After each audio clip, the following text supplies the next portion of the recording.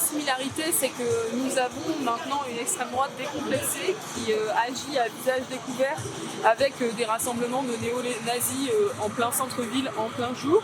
Nous avons une extrême droite qui multiplie les actions violentes avec des ratonnades, par exemple, qui ont été organisées pour soi-disant se faire justice par eux-mêmes. Nous avons une extrême droite qui multiplie les violences et les menaces physiques contre les élus avec l'incendie, par exemple, du domicile du maire de Saint-Brévin-les-Pins qui a été fait au printemps dernier parce qu'il avait voulu accueillir un centre de réfugiés dans sa ville. Et donc ce contexte-là, le contexte aussi où maintenant l'extrême droite a pignon sur rue, puisque grâce au soutien d'un certain nombre de patrons et notamment de M. Bolloré, l'extrême droite a pu acquérir de grands médias comme CNews, le Journal du Dimanche ou Europe 1. On entend à longueur d'antenne des thèses racistes, islamophobes, des contre-vérités aussi avec des fake news qui sont véhiculées comme sur le drame de Romans-sur-Isère où on a expliqué que c'était une action punitive organisée contre les Blancs, ce qui a priori n'est pas du tout le cas dans les recherches que fait la justice. Et donc ce climat-là, oui, ça fait penser au climat des années 30.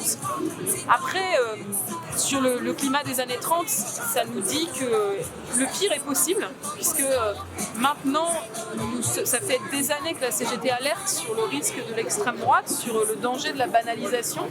Elle arrive à un niveau de banalisation sans précédent et donc elle est maintenant en capacité d'accéder au pouvoir, ils le savent, c'est pour ça qu'ils sont si arrogants.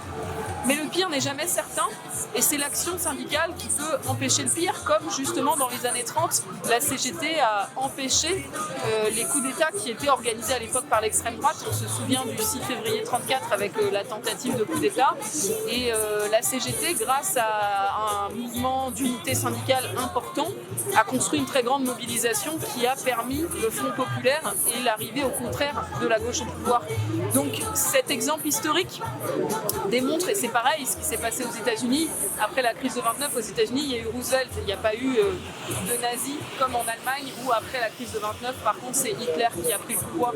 Donc, le pire n'est jamais certain et il dépend de l'action syndicale, de l'action collective. La CGT, elle est et elle sera au rendez-vous de l'histoire. Elle a toujours refusé de banaliser, de cautionner, de valider d'une quelconque manière l'extrême droite.